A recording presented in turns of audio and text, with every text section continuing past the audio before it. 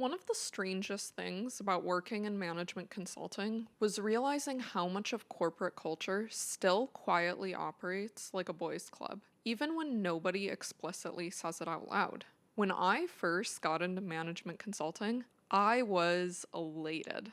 I genuinely thought that I had made it. The salary was high, the firms were prestigious, and I was flying somewhere new almost every week. We were staying in luxury hotels, going out to expensive dinners on the company's dime, and consulting for Fortune 500 companies. I was working directly with CFOs, CTOs, and executives from some very well-known brands that we would all recognize. And because these firms were so elite and polished on the surface, and because we obviously weren't living in the 1980s anymore, I genuinely assumed we had moved past a lot of the old school boys' club dynamics that women in previous generations had to navigate in the workplace. Maybe that was naive of me, but I entered consulting feeling optimistic about where I was landing professionally. But after spending 7 years in the industry across multiple top strategy firms and moving from analyst to director level, I started realizing that a huge amount of corporate culture still quietly revolves around informal male bonding, status signaling, power games, and blurred personal boundaries. It just looks more polished now.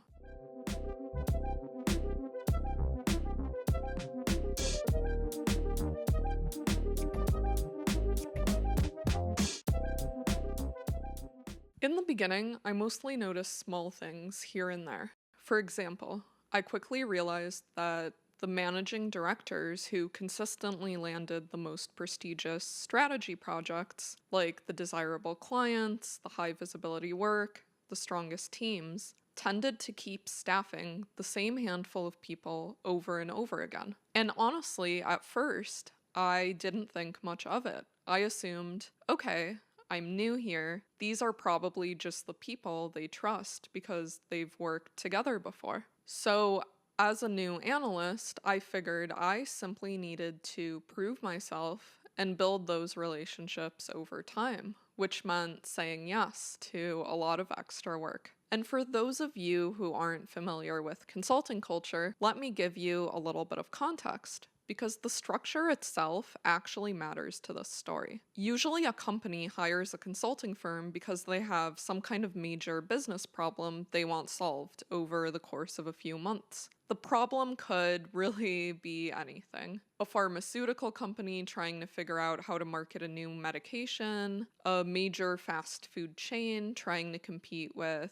delivery apps, maybe a company trying to decide how to spend a $200 million technology budget. And depending on your level, your role on the project looks very different. At the top, you usually have a managing director who oversees the project and manages high-level client relationships. Then there's typically like a senior manager or a senior director handling more of like the politics, timelines, contracts, and executive communication. Then there's the manager, who is basically the exhausted tactical leader carrying the entire project on their back. Then you have consultants and analysts doing the actual research, analysis, the presentations, financial modeling, and day-to-day project work. And when you're first starting out as an analyst, you don't really have a specialty yet. You're kind of thrown into different industries and projects to see what you're good at and what interests you. But one thing I learned very quickly is that consulting is not purely a meritocracy the way people like to pretend it is. A huge amount of your success depends on whether influential people trust you, like you, and want to keep staffing you on their projects. And that's where bench time comes in, because often projects don't line up perfectly. So sometimes you finish one engagement and have a few weeks before the next one starts. During that time, you're technically not making the firm money because your hours aren't billable to a client. So people try to stay visible. Perhaps you volunteer for internal initiatives, you might help polish decks, you build templates, you do research for overwhelmed project teams. You basically try to make yourself useful to powerful people. And the idea is that if a managing director likes working with you on some of those smaller side tasks, maybe they'll eventually pull you onto one of their major projects later. So you're essentially just like building trust. At least that's how I thought the system worked when I first started. And to some extent, on paper, it did. But over time, I started realizing that when your career trajectory heavily depends on which managing directors and senior leaders personally like you, trust you, and want to keep staffing you, relationships start mattering more than almost everything else. Because despite all the formal systems that HR put into place, like internal staffing databases, resumes, performance reviews, a huge amount of staffing still happened informally through word of mouth. People would simply recommend the people that they liked working with. And as I moved into more managerial roles and stopped being just an individual contributor, I became much more aware of the language people used when discussing staffing decisions. For example, I would often hear things like, let's put Sarah on the team because she's a total workhorse. She can do the work of 3 analysts. And at the exact same time, I'd hear, oh yeah, I really like John, we played golf together last year. And I remember noticing how differently men and women were often being valued socially inside of these environments. Women were frequently praised for output, organization, reliability, and work ethic. Meanwhile, men often built social capital through informal bonding, like golf, drinks, travel, client dinners, shared hobbies, inside jokes, and relationship building. And to be clear, I'm not even saying this was always malicious. Honestly, it's human nature for people to gravitate towards individuals who feel familiar to them or remind them of themselves. And because the higher levels of consulting and just corporate America in general were still overwhelmingly male, especially white and older, those relationship dynamics naturally compounded over time. I noticed it very clearly as I climbed the ladder. At the analyst level, gender representation often felt relatively balanced. But the higher up you went, the more male-dominated the environment became. And even when consulting teams themselves felt somewhat balanced internally, the client side almost never was. I would regularly walk into executive meetings where 90% of the C-suite leadership team consisted of older white men. So even with the purest intentions, men often had significantly more opportunities for mentorship, social connection, and informal access to leadership. And meanwhile, women were still frequently expected to take notes, organize logistics, coordinate dinners, or handle more of the administrative social labor around the team. And this, ladies and gentlemen, drumroll please, is the boys' club as a social infrastructure. And I think another thing that really stood out to me over time was how much certain behaviors became normalized socially inside these environments simply because everyone around them acted like they were normal. For example, there were still a lot of outdated phrases and jokes casually floating around corporate spaces that nobody really questioned. I remember hearing expressions like, let's open the kimono, instead of, let's take a deeper look at the problem. And everyone would laugh, move on, and continue the meeting like nothing happened. And honestly, I think workplace culture often works similarly to what people describe as locker room talk. Not necessarily because every person participating secretly has malicious intentions, but because when certain attitudes, jokes, or behaviors get repeated casually in group settings, They slowly start feeling socially acceptable within that environment. And the problem is that all it takes is one person with poor boundaries or poor judgment to interpret that culture as permission to push things much further. Which brings me to one of the first really uncomfortable experiences I had in management consulting.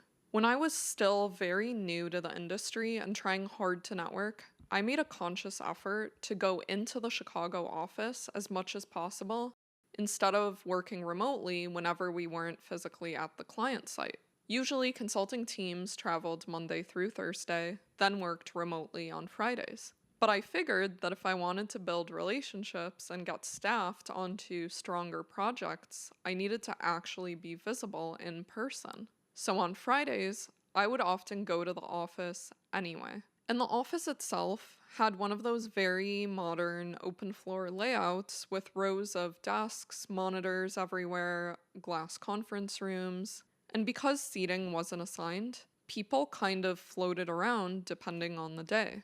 So one Friday, I'm sitting next to this consultant who's maybe 5 years older than me. Let's call her Kate, and we start chatting. I'm really enjoying talking to her, and after a while, she gets up with her laptop to go join a meeting in one of the conference rooms.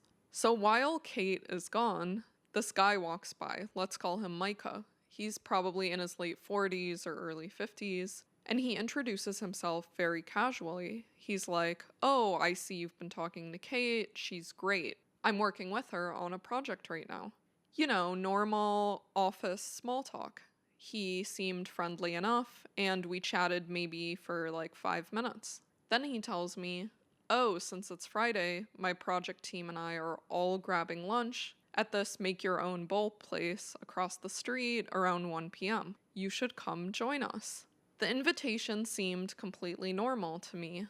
I had actually been to that restaurant before, I liked it, and more importantly, I was actively trying to network. Plus, it sounded like Kate would be there too as part of the group. So I said yes. Then we both went back to work.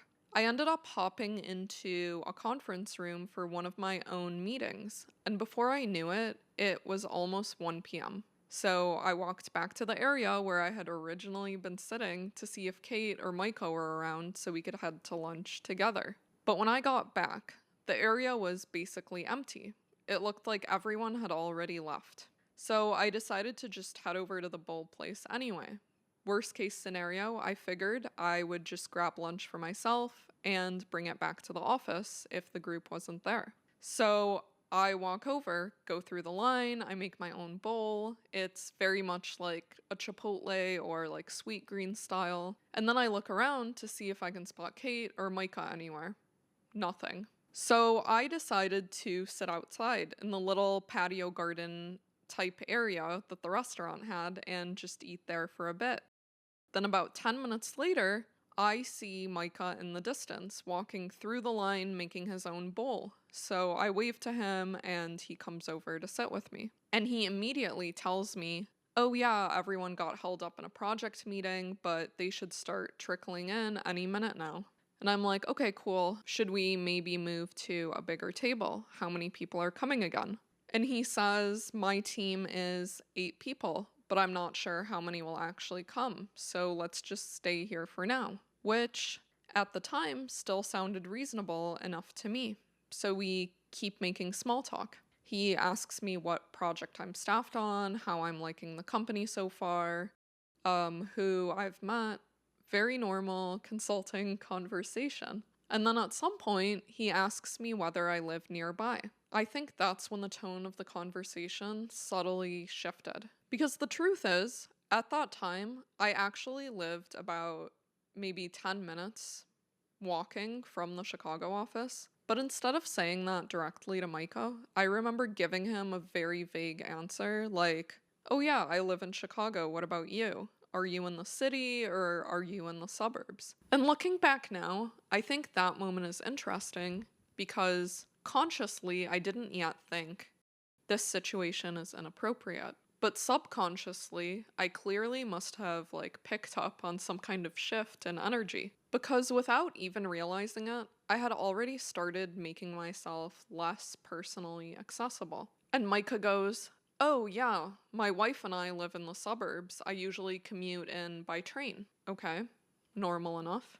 Then he continues, "But honestly, I've been thinking about getting a place downtown because the commute is getting kind of old. There's definitely more energy in the city, more fun." And at this point, something in my nervous system is starting to go, So I casually respond, "Yeah, Chicago is great, and I'm sure you and your wife would enjoy being downtown more." And then I try redirecting the conversation back towards the group lunch. Like, "Do you know if your team is still coming?" And this is where the vibe fully shifts. Because he immediately goes, "Yeah, honestly, it would probably just be me getting an apartment downtown. My wife and I haven't really been getting along lately. Sir, why are we talking about your marriage right now?" And before I can even really respond, he keeps going. "It would just be nice to have my own space in the city, go out more, have fun." Then he looks at me and he goes, "You seem like you go out and have fun. Where do you usually hang out?" And I remember instantly feeling this wave of discomfort and a pit in my stomach. Because at that point, it became painfully clear that this was never actually a group networking lunch. The man had essentially tricked me into what was functionally a one-on-one date setup. And the thing is, I had never experienced anything like this before. This was my first real salaried job after college. So I honestly didn't know how to react in the moment, because when you're young and new in these environments, there's this weird pressure to stay polite, even when someone is clearly crossing boundaries. Especially when the person doing it is older than you and more senior professionally. So at that point, I basically just started panic packing my lunch. I remember putting the lid back on my bowl, shoving everything into the paper bag, and my heart was pounding while I was doing it. And mind you, he's still yapping, just fully continuing the conversation while I'm internally trying to figure out how to exit the situation as quickly as possible. So finally, I just blurt out, "Oh my god, I totally forgot. I have a meeting I need to get back for." And I basically just speed walked out of there. Genuinely escaped being around him. And afterwards, I remember telling some of the other analysts and consultants in my cohort about the situation because I honestly just wanted to warn them. But for a long time after that, I was actually really upset with myself for how I handled it in the moment. Because looking back, I think I had some combination of a freeze response and a fawn response. And I wish I had had the confidence back then that I have now. Because now I would have probably said something like, "Wait, did you lie about your team coming to lunch?" Or something like, "Do you realize how inappropriate this is professionally?"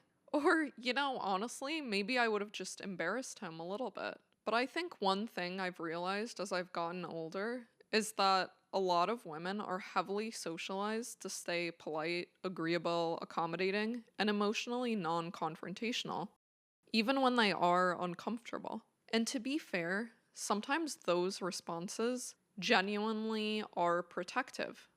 There are definitely situations where de-escalation and fawning can help someone safely get through an encounter. But in this specific situation, we were in a public place, I didn't feel physically unsafe, and part of me wishes I had trusted my discomfort enough to make him uncomfortable too. After the experience with Micah, part of me initially wanted to believe it was just some isolated incident with one socially inappropriate guy. But over time, I started realizing that the consulting culture itself often created an environment where professional and personal boundaries became really blurry. And the Micah situation just kept repeating itself in different fonts.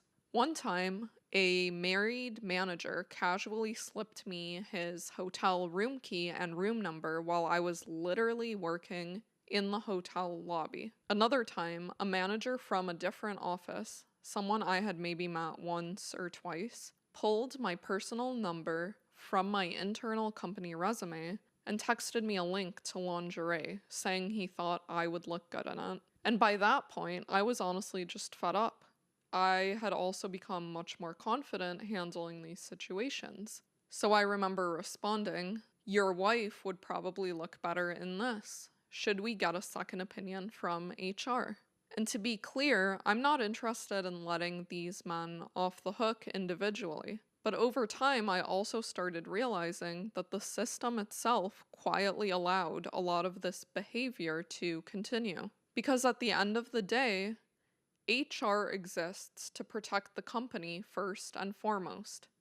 And yes, before anyone asks, I did eventually bring one situation to HR. I came in with screenshots, witnesses, receipts, the whole thing. And instead of feeling supported, it honestly felt like I was watching people desperately try to contain liability and sweep everything under the rug as smoothly as possible. And I think part of the reason these dynamics become so common in consulting specifically is because you're not just working together.